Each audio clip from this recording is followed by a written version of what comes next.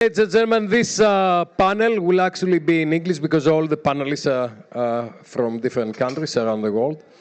And we are going to talk about how we are creating different experiences and how we can make Messinia a destination for 365 days. We are very privileged to have a range of excellent panelists with awfully a lot of experience. I'll introduce them in a minute.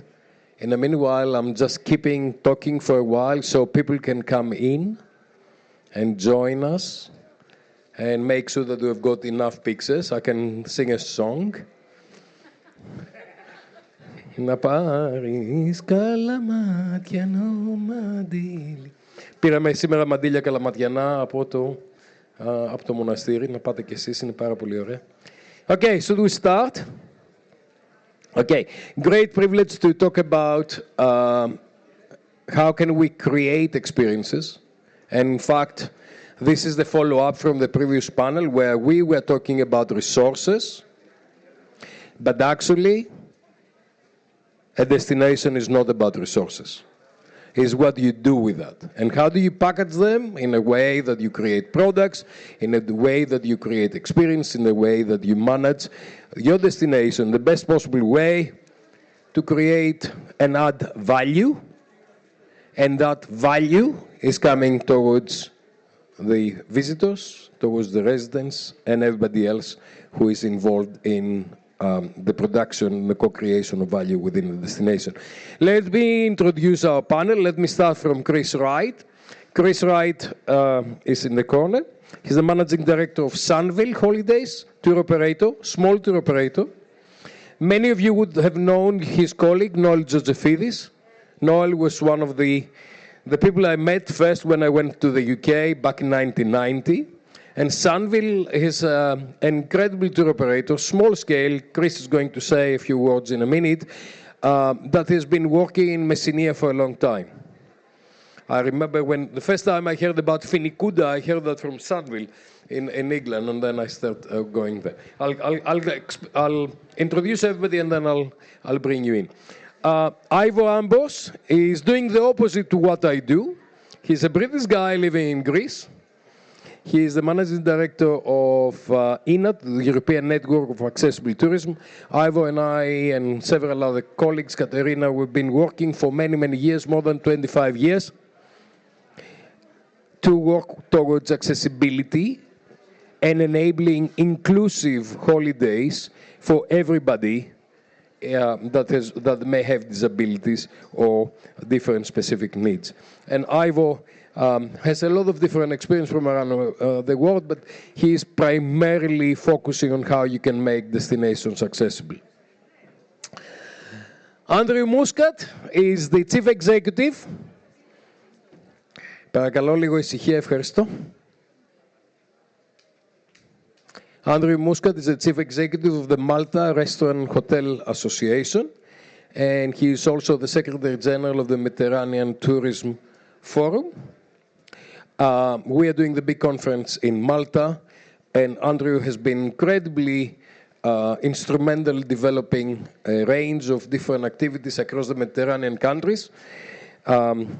And we are working very, very closely together with the Mediterranean Tourism Conference, but a lot of other activities. So after here, we're just going straight into Croatia in Split, where we're talking to people there about tourism development. He's very, very experienced all over the world, and especially Mediterranean countries. He's really passionate about Mediterranean Sea and Mediterranean people. And Leslie Vella is the Deputy Chief Executive Officer of the Malta Tourism Authority. He will hate me to say that, but he has been there, 35 years? 43 years he has been working for he's the most experienced person I know in a national tourism organization. He has been working for many years with the UN Tourism, what we used to call the World Tourism Organization, and he has got an incredible range of experiences across different countries.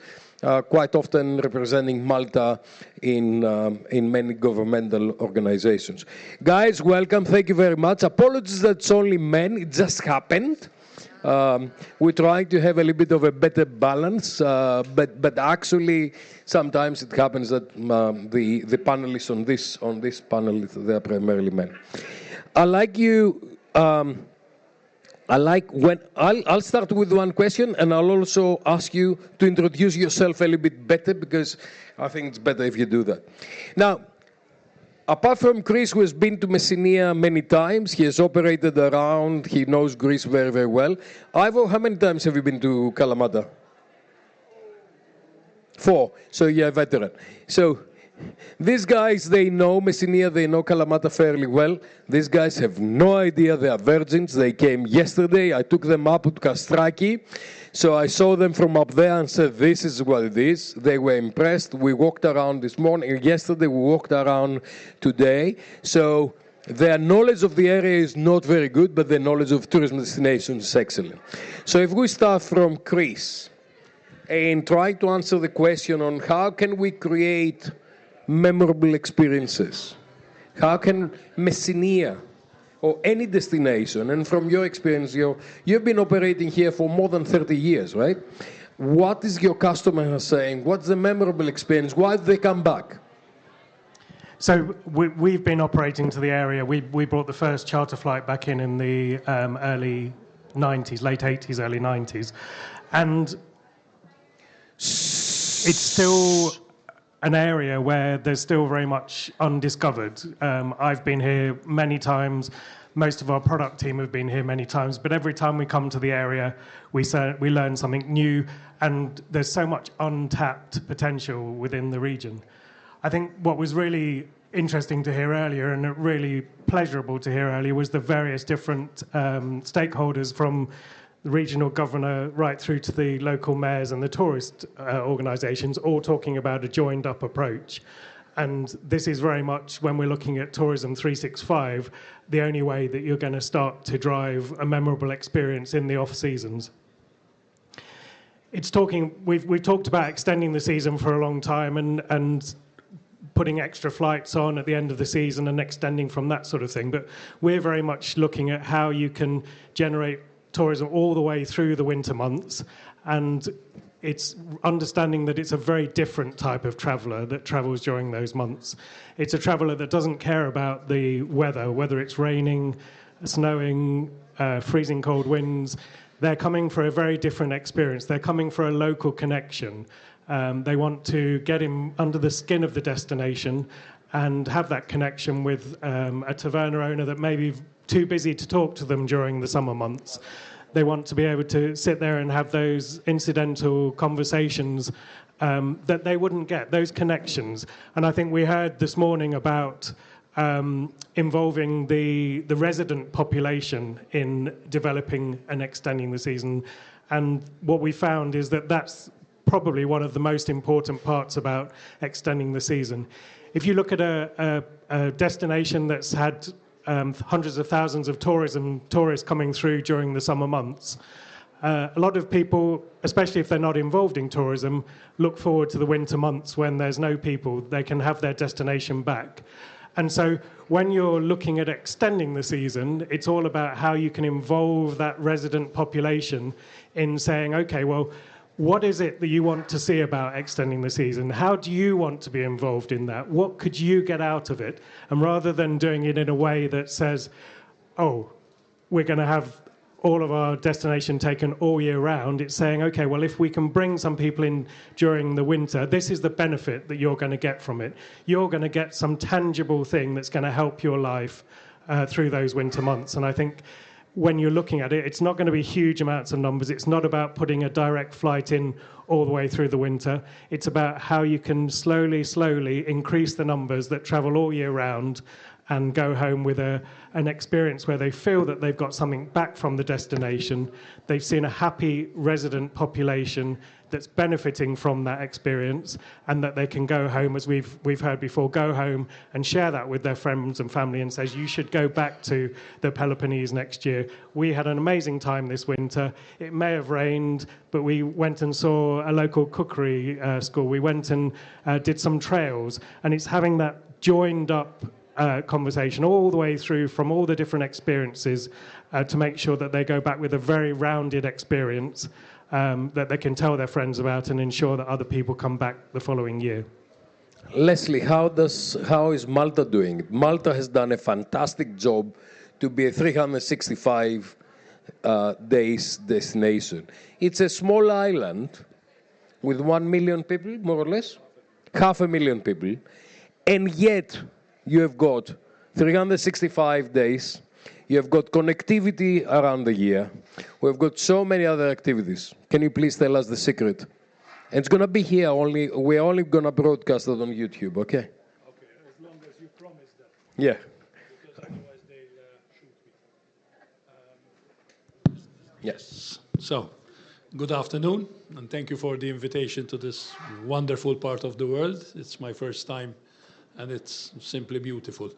I'll share some ideas. I'm not here to teach you, because your reality is what it is. My reality, where I come from, is where it is, but there are things that we can share.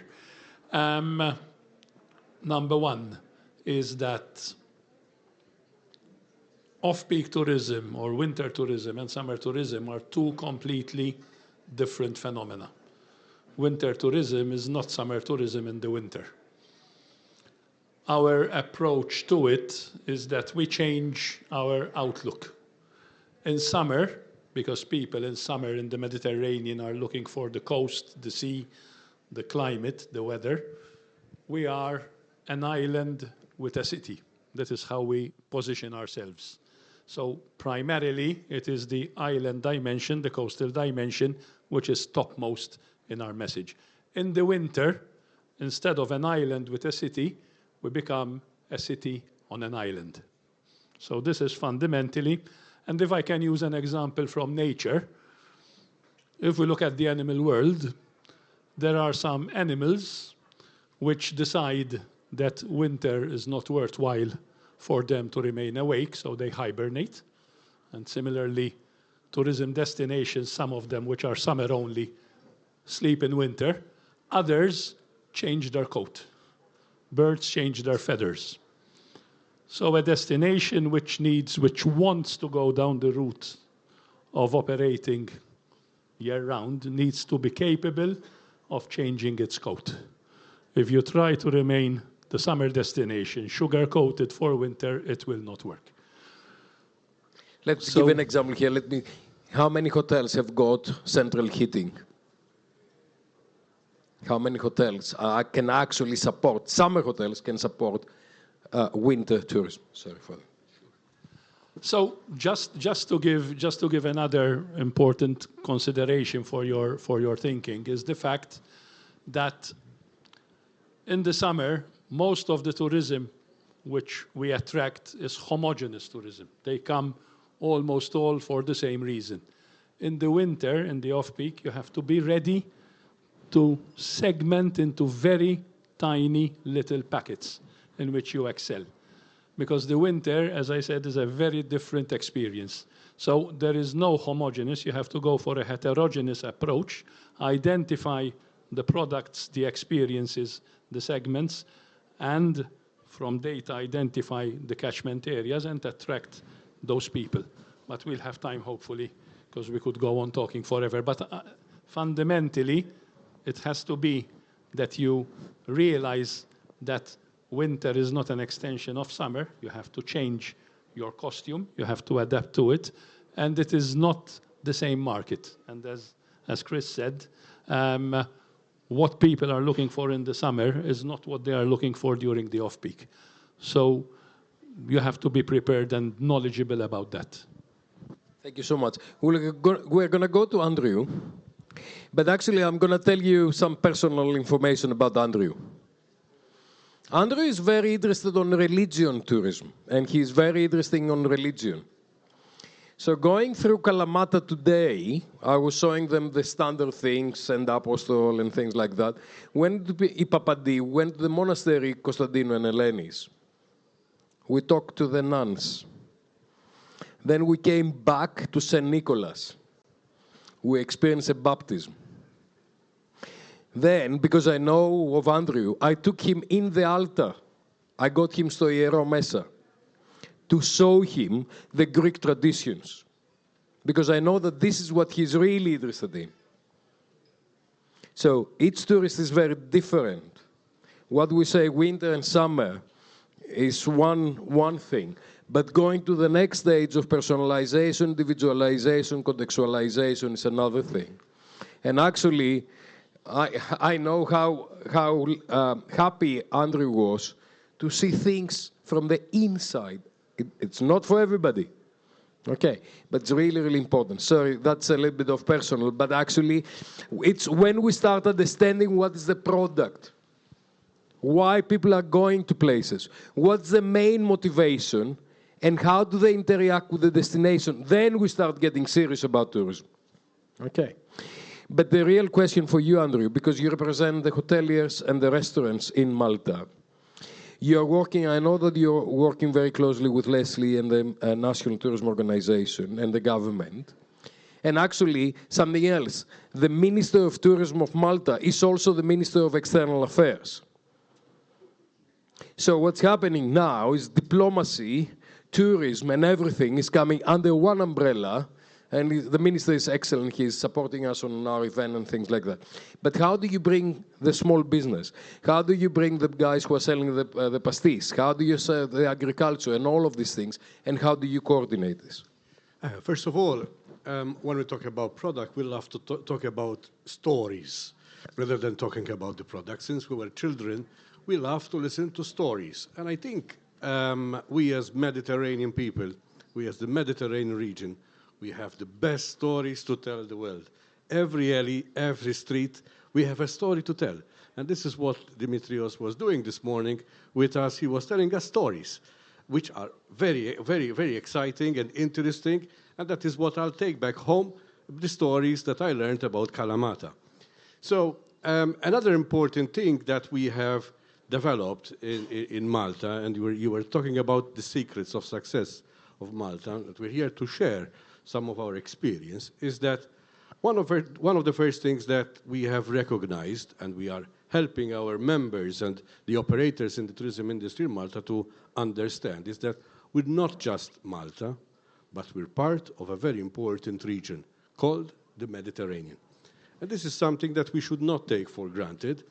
From my experience, from the traveling that I do across the Mediterranean, the first thing that usually hits me is that we forget that we are Mediterranean. And ladies and gentlemen, remember that the region attracts the majority of international tourists. 1/3 of tourism comes to the Mediterranean. And there's a reason why. Stories. We have the best story to tell. We have food, we have wine, we have history, everything. And this is something, we have the weather, we have everything. So we as Malta, what we have done is that rather than trying to pressure government, lobby government of how maybe they should be better, we are working hand in hand.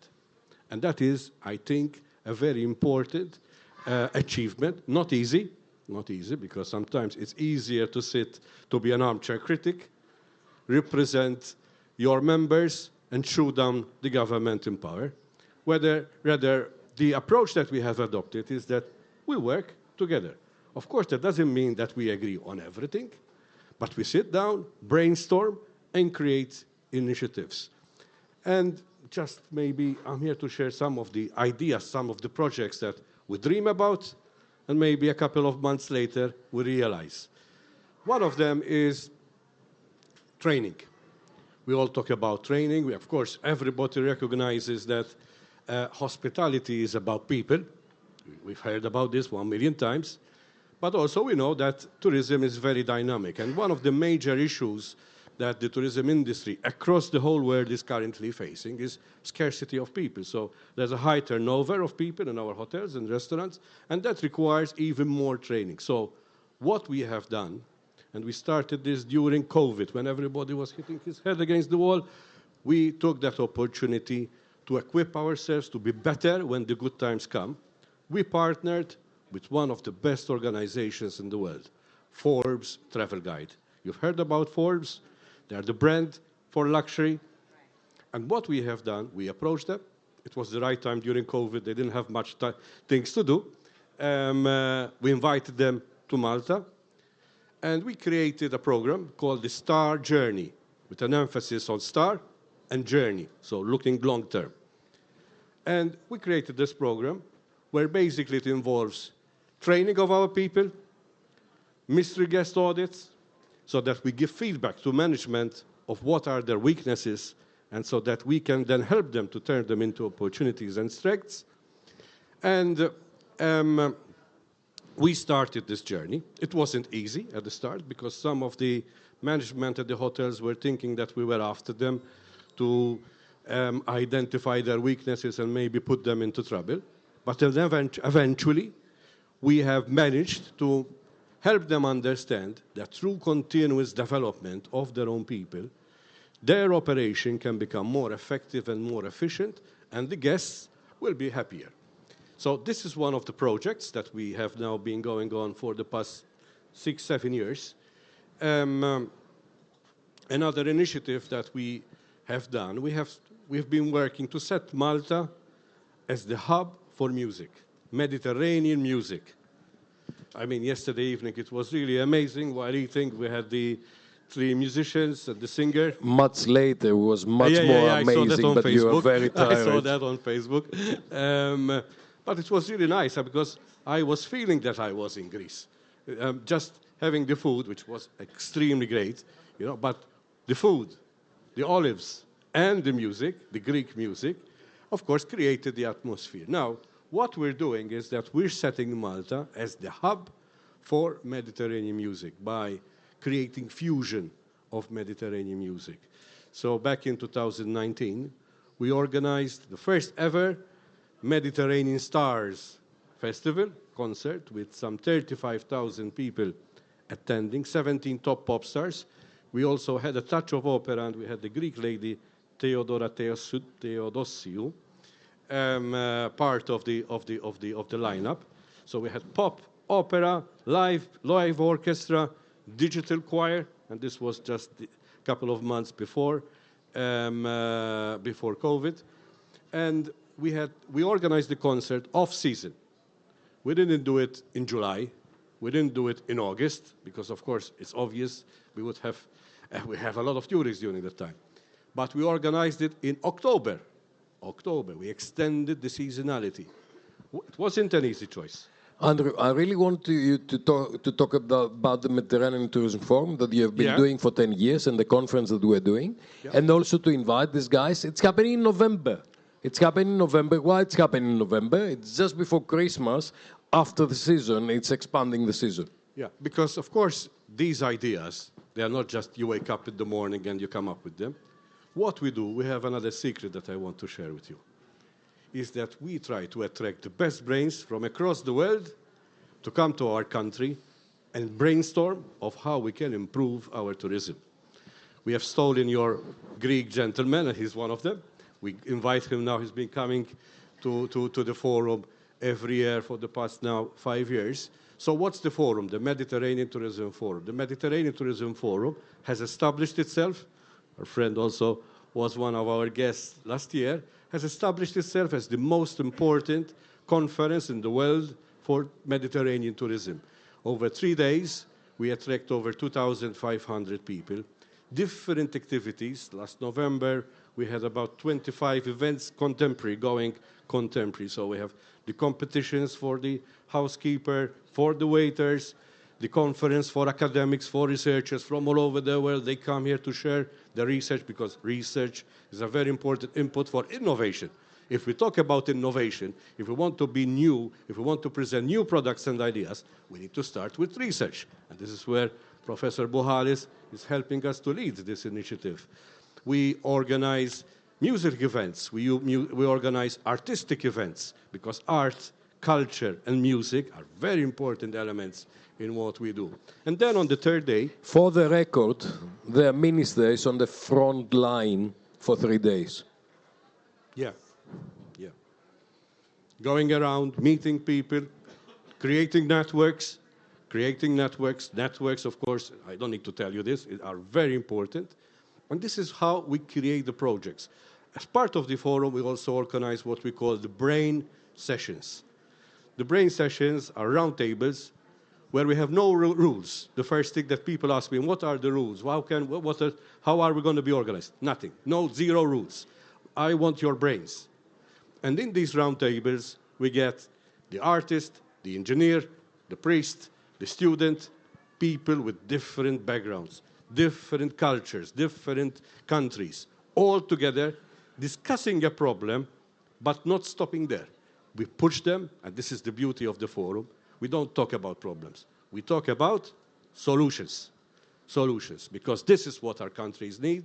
This is what our destinations need to keep fresh, to keep upbeat, to remain competitive. And then on the third day, it's the big party.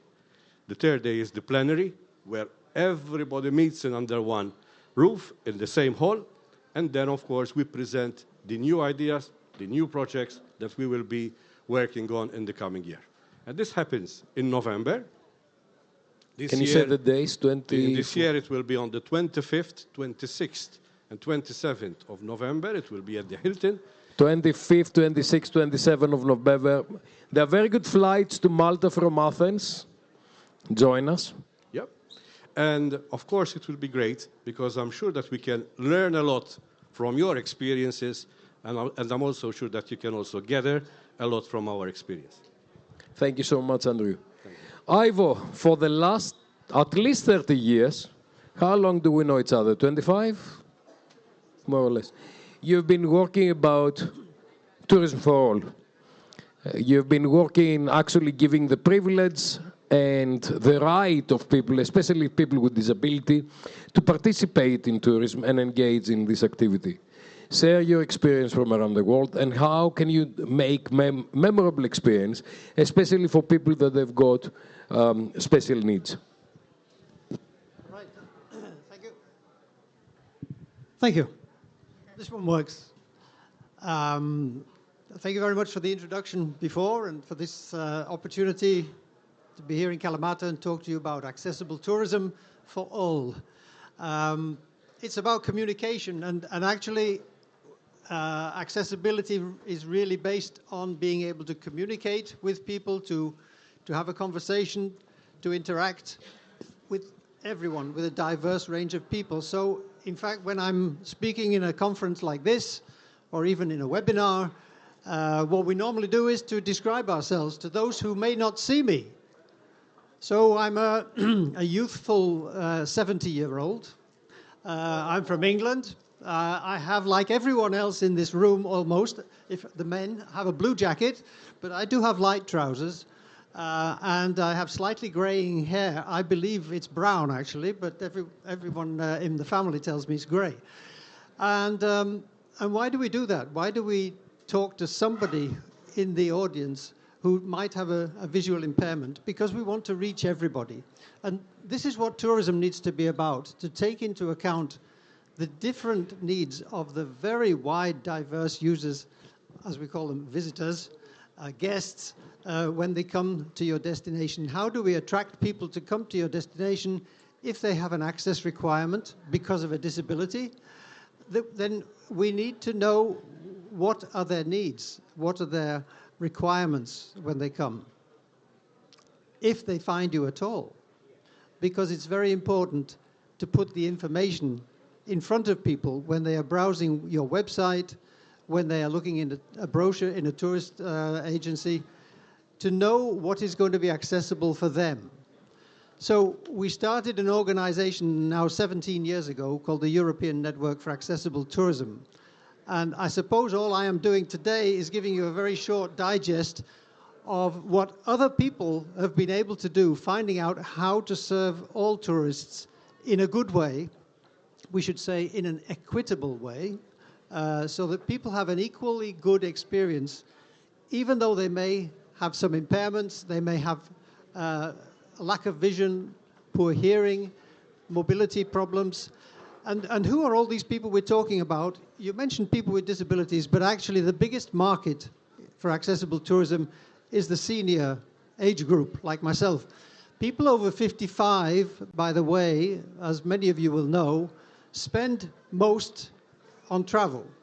in the tourism sector generally. People over 55 are spending more. Wait for it. They stay longer on a trip. They stay on average more days. And they travel more often, also in the shoulder seasons and all around the year. And people with disabilities too. We've got data on all of this.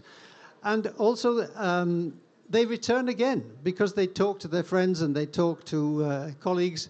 And they put information on the internet, and they talk about places that are accessible and how accessibility makes the difference. So coming back to communication, I think the most important thing for a destination to make sure that people have a great experience is, first of all, to make it possible for them to see themselves in your destination. And if they don't see a picture of a person with an obvious disability, if they don't see information about what is accessible in your destination, then they're hardly likely to come, are they?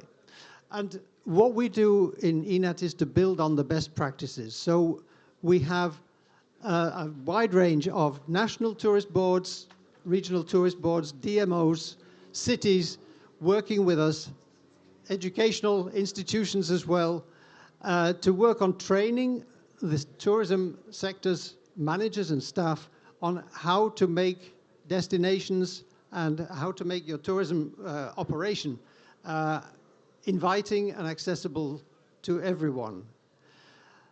I could just mention as well that since the time is running quite fast, I had the great pleasure last November to be an advisor to what's called the European Commission jury on the Smart Tourism Capitals Award. So I was an advisor on accessibility. This award, you were asking before, someone was asking, what's a smart tourism destination? There is an award for smart tourism destinations. This year it's called simply EU Capitals of Tourism. But you can seek this award as a city that's between 25 and 100,000 population, like Kalamata, or in the next category for cities over 100,000. So in this, this jury is selecting from a wide range of cities. I think there are about 50 cities who apply for this award every year. And interestingly, there's a formula for smart tourism destinations. There are 4 criteria that the Commission is asking for destinations to describe what is the condition of your destination in terms of sustainability. Describe your sustainability measures, the efforts that you're taking on sustainability. Describe the ICT and data, the digitalization practices that you have.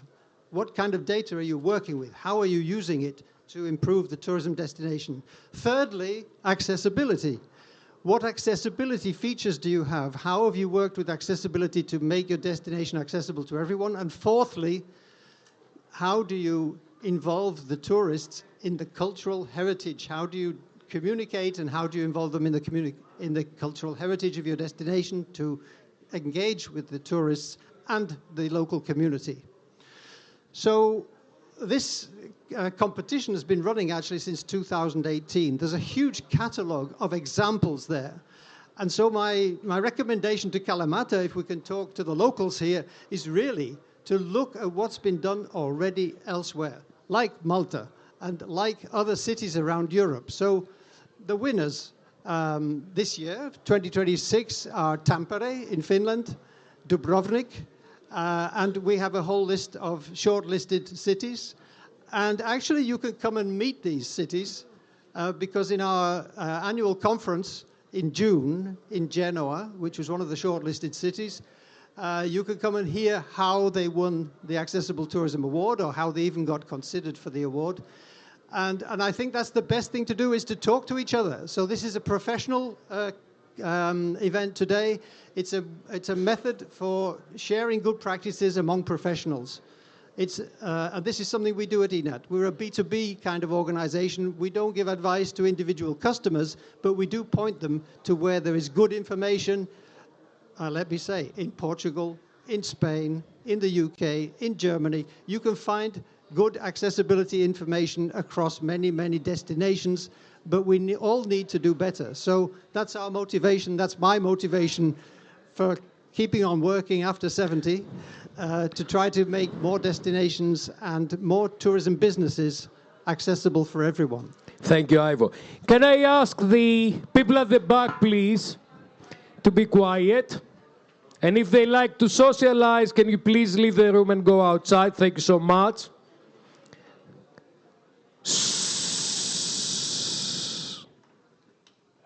That's one thing. Thank you so much. Second thing, can I ask Thanos, since I don't think we've got the mayor, the deputy mayor, or anybody from Kalamata here? That's a fantastic, actually, activity. I'm also a member of the jury. We are assessing accessibility, smartness, and the sustainability and things like that. Spain has got many of these awards, Malaga, for example. You are very privileged here. In Kalamata, you're super privileged because the town is quite flat. You can roll down on a wheelchair all the way to the beach. I think you've got a couple of sea-strand on the beach. Your deputy mayor in charge of tourism is also a wheelchair user. So he has experienced that firsthand. So this is a fantastic opportunity. Ilias.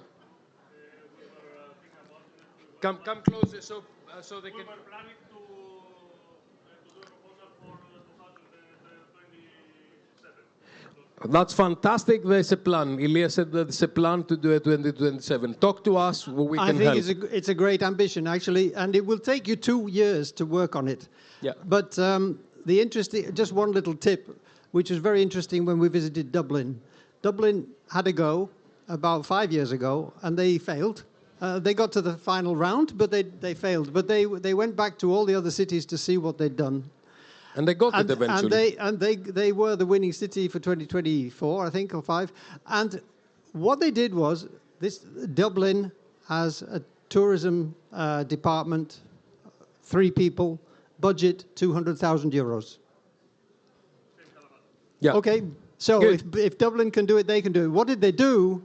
They told all the departments, from the street cleaners and the gardeners, they went round all the cities, the municipal departments, and said, we want to win this tourism recognition award because that will bring people, that will put us on the map. That will make sure that people will recognize Kalamata is on the map.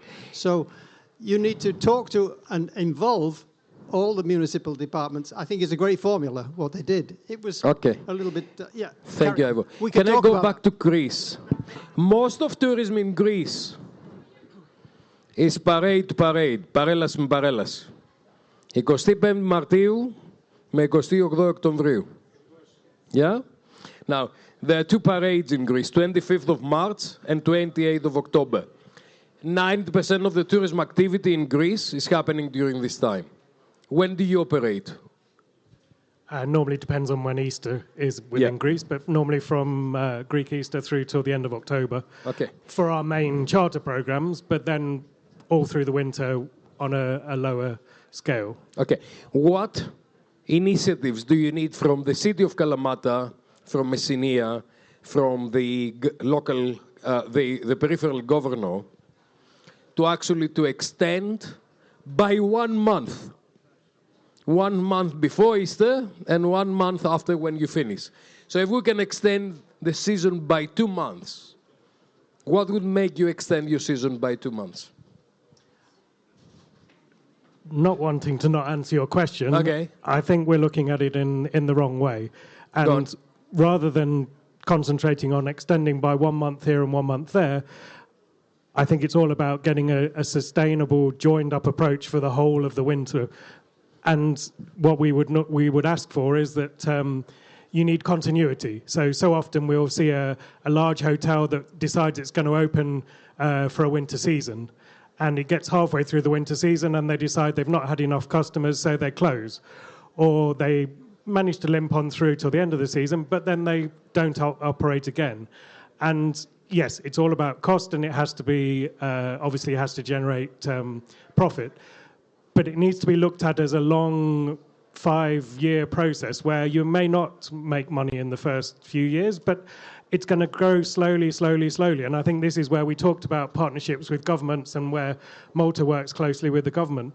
The government really needs to look at the employment over the winter and really come up with a framework where businesses that close during the winter because they're not profitable, how can you, rather than rely on unemployment during the winter, how can you get those people back into work and still ensure that they have the same income during the winter because they're gainfully employed in a hotel that would otherwise close, rather than just saying, okay, at the end of the season we close because it's cheaper for us to close during the winter season than it is to operate.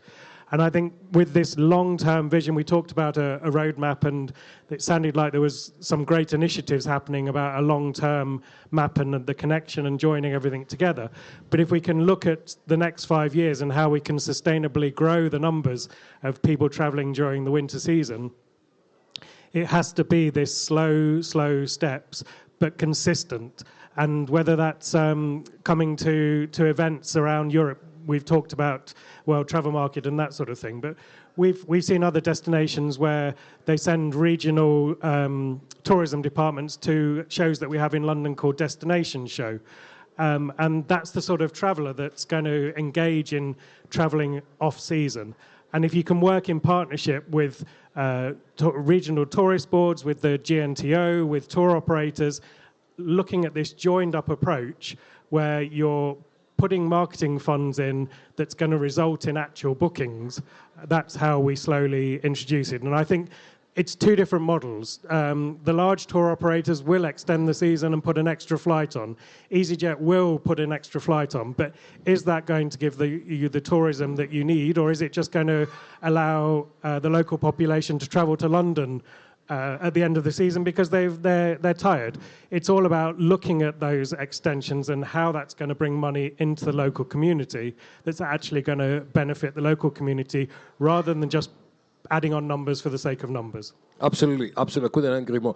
Has anybody been to Rhodes? How many people have been to Rhodes? Has anybody been to Rhodes in February? It's absolutely beautiful place. I spent some time ago in February in Rhodes, beautiful. But you go to the old town and it is dead. It's like a ghost town, right? Nobody's around. Most of the shops are closed. Most of the restaurants are closed. Can I give another example? Give me 1 second. You've got cruise ships now. And the cruise ships keep you in the winter, right? A little bit of that. My argument was that you are very privileged in Kalamata. Because Kalamata, actually, it's a living city. You come here in February, there are a lot of people around. It's not that people are... The seasonality of Kalamata and Messinia is much less than a lot of the islands. In that, so you can build on this. Just giving an actual example of how bookings are generated. There was a TV program in the UK called, it was a historian called Bethany Hughes, and she did a program on Rhodes last winter. And just by chance, the only time that they could fit that into the filming schedule was during the winter months. And when the program actually came out, she made reference to the fact that they'd filmed during the winter months. It was at a time when it was quieter. She had connections with the local people that she wouldn't have had during the busy summer season. And as a tour operator, when the program aired, we were then getting calls from people wanting to book to go to Rhodes during the winter months because they'd seen her having these experiences during that period. And they're the sort of things that will generate the bookings during the off-season. We were on the launch of the Greek National Tourism Organization in London with Greece, and we saw that. And the first thing that was really strange was the people on the film. Normally when you see Greece, it's short sleeves, swimming suits and stuff like that. People were wearing gloves, people were wearing hats and stuff, and it was winter. And that just actually created the link that actually you can have. Leslie, what I'd like to ask you is, how do you deal with airlines? How do you attract airlines in the wintertime? Because that is the critical bit. Accessibility in terms of air transportation will be absolutely critical to extend the season. I'll mention a couple of points to build up to that. Just throw some numbers at you to give you an idea of where we were and where we got to. Just to put things in scale, Malta, the country, has the surface area of the island of Kos. This is how small we are. Our airport runway is 20% the length of the country. So we are tiny. But we have 500,000 people, population 550,000. We have 4 million tourists, 25 million overnights. 20 years ago, we had 1 million tourists with 10 million overnights. Last year, we got 4 million tourists with 25 million overnights. 20 years ago, 70% of our tourists came during the summer. Currently, 60% are summer, 40% are winter. Our one airport, which brings us 99% of our tourists, carried 10 million passengers both way, and it is directly connected in summer to 114 routes, direct connections. This year, this tiny rock will get a direct flight from JFK with Delta. Wow. The secret behind this is an attitude secret. We are never intimidated by size. If you let yourself be intimidated by size, you never get anywhere. I like to use the analogy of the bumblebee. You know the bumblebee? The very fat bee with very little wings. According to the laws of physics, the wings of the bumblebee are too small for the bumblebee to fly. But the bumblebee flies anyway because it doesn't know that. And the same with small destinations. When you hear the people of Malta talk from our little patch of rock, you hear us talk bombastically because the Germans, because the Italians, because the Spanish, because the Greeks, we don't say because Kos. Because Kos is our size. There is a village in Mallorca called Alcudia, which has as many beds as we do. But we don't say in Alcudia, we say the Spanish do this, the Germans do that. It's an attitude thing. It's very important. It's very important because you feel that you are not constrained by your limitations and you emphasize on your strengths. That is very important. Connectivity is one link in a chain. There is the storytelling, the marketing, the branding, the positioning in the market, the data that you collect about the demographics which you want to attract, and the means you want to get them to your destination. We used to be a charter destination, summer only, with most airports operating once a week. So our average length of stay was 10 nights, half our tourists stayed for the other half stayed for 14 days. The average was 10 days, typical. Mostly British, because we used to be a British colony, and virtually unknown. We were, for the British, a Mediterranean, English-speaking destination where we served fries with everything and pies. That's how they knew us. No disrespect to the British. Slowly, slowly, over the years, we rediscovered our identity. And as we tried to diversify our tourism, we rediscovered ourselves. Going from summer to winter is even more important because you have to rediscover yourselves even more because it's all the little tiny bits and pieces. You have to take stock. Don't limit yourselves with the narrow definition of tourism. In winter, if we have 6 football stadiums, we use them for tourism by attracting football training camps. If we have meeting facilities, we attract conferences. If we have Baroque churches which are empty, we do a Baroque festival. If we have countryside which is less crowded and we have roads which are less traffic during the winter, we do 2 marathons, which attract 7,000 foreigners in February. 7,000 foreigners in February. So little things go beyond, We are a major film destination. Foreign companies, when you saw Gladiator, when you saw Troy, those films were filmed in Malta.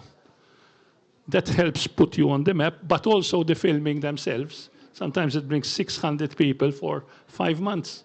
to do a production. So it's all these little bits and pieces. Now, connectivity, to go back, sorry about the long-winded, but I think it's important to put everything. Because again, like you, what was our fundamental question 15 years ago? Our hotels used to come to us 15 years ago, to come to the government, coming up with suggestions. Could the government pay the national insurance for our workforce to keep them employed? Today, they come to us to complain that they can't find workers in winter. This is how we have changed it. Connectivity, basically, you have a resource, you have airports. The airport, we work hand in hand with.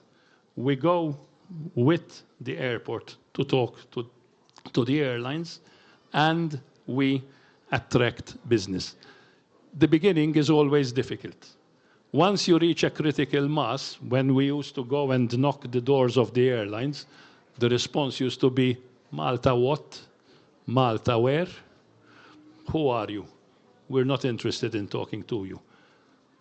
Last year, Delta told us they're coming to Malta from one extreme to another. Secondly, once you reach a critical mass with the airlines, they start coming themselves. Why is Ryanair growing? EasyJet is interested. Why is EasyJet growing? Jet2 is interested. Why is Lufthansa growing? Wizz Air is interested. SAS is interested. So there is this move towards critical mass. The secret's two things. One, move away from once a week connectivity. You need, as a minimum, 2 flights a week, ideally 3. Because that gives all the permutations for people to get 2-day stays, 4-day stays, 11-day stays, etc. That is one very important. 2, grow organically. Don't go to an airline and say, I want a daily. Start with the 2, grow to the 3, grow to the 4. As the summer reaches full capacity for them, I agree with Chris there, then go for a winter. And don't say, please give me 2 more weeks in November. Don't say, I want 2 weeks earlier in March. That is nothing. That is just a small extension. If you think big, if you convince them, if the economics are right, and if they see that the destination can sustain 5 flights a week, we have, you know, I didn't used to believe it myself.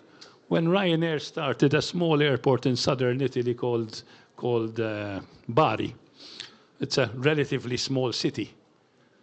I had said it will last for 2 years, Bari, Malta, small city, small destination. 15 years on, it is a daily flight with 95% loads from January to December with a 189-seater, a daily flight.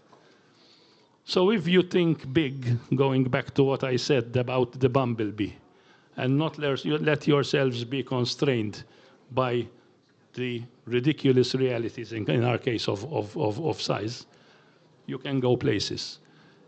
Again, it's not from today to tomorrow. Somebody has to help. In our case, the government has been very willing, has to help the companies to hold their breath underwater in the first few years, because the first few years will be tough. But if you survive the first few years, because there is a joint approach, then you can get your head out of the water and start breathing, which is where we got to now. Thank you. Thank you, Leslie.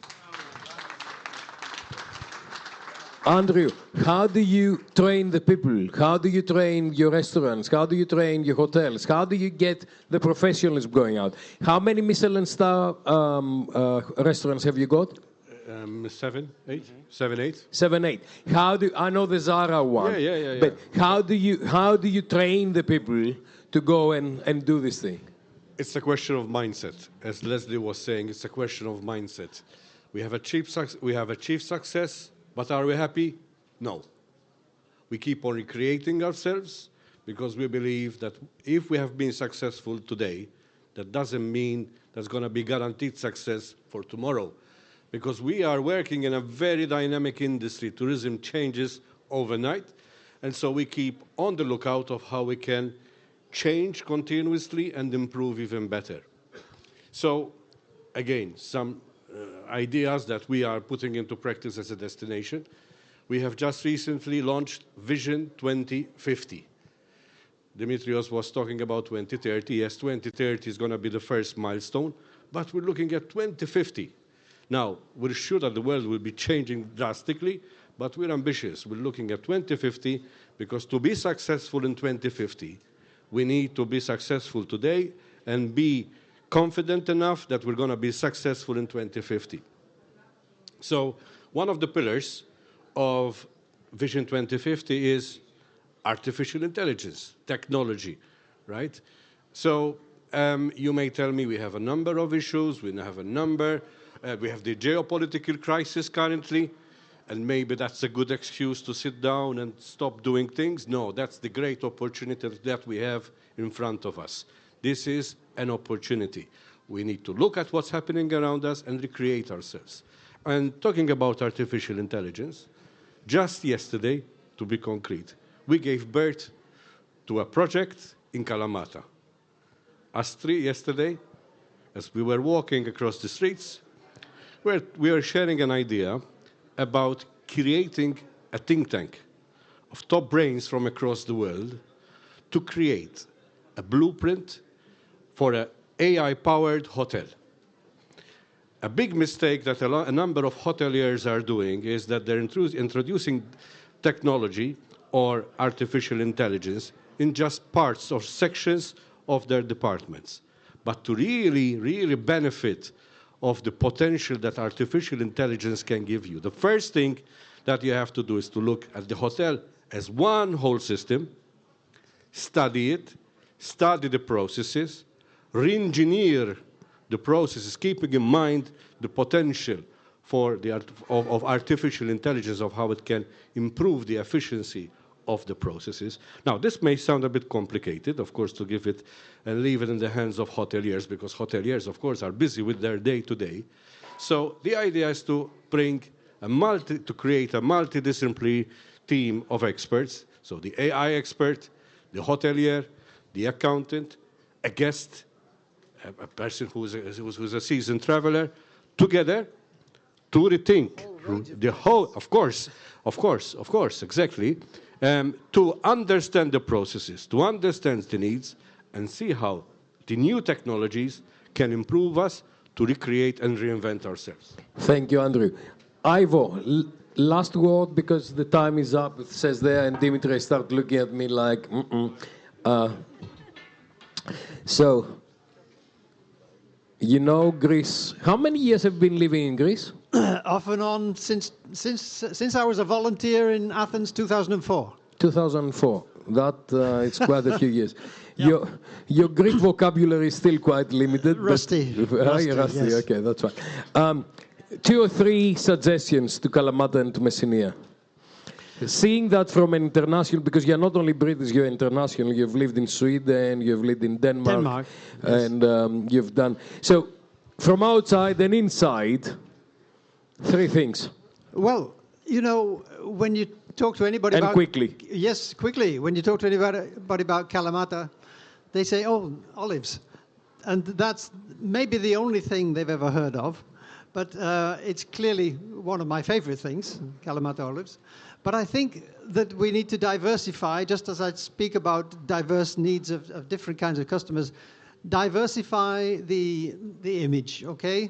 And one of the key elements for me, speaking on behalf of European Network for Accessible Tourism, is to make accessibility part of the brand. Make accessibility part of what you do here, because you would stand out amongst Greek destinations, but still, because the demand for accessibility is much greater than the supply, still you will stand out as an accessible destination for all those people who need accessibility. And that is not just the people with disabilities. It's about 25 to 40% of the population who benefit directly from accessible services and products in tourism. So go for accessibility. Maybe that's the first, second, and third thing. Go for accessibility as one of your apply for the key smart tourism elements. capital. Apply it for the capital, yes, and actually just advertise your accessibility, because we'd still get organizations, businesses that come to us and say, hey, but we put in the accessible toilets and we did this and we did that, but we didn't see more customers. And that's because they didn't advertise it, because you have to tell people what you've got. As I said at the very beginning, communicate. Thank you. Thank you very much. Can you please help me thanking our panel for all the wonderful ideas that they've said?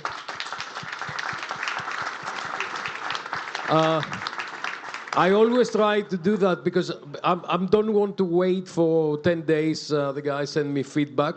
If this was 100% and this was 0%, how far are you satisfied with this panel? We're doing good, eh? Okay. Thank you so much. Thank you.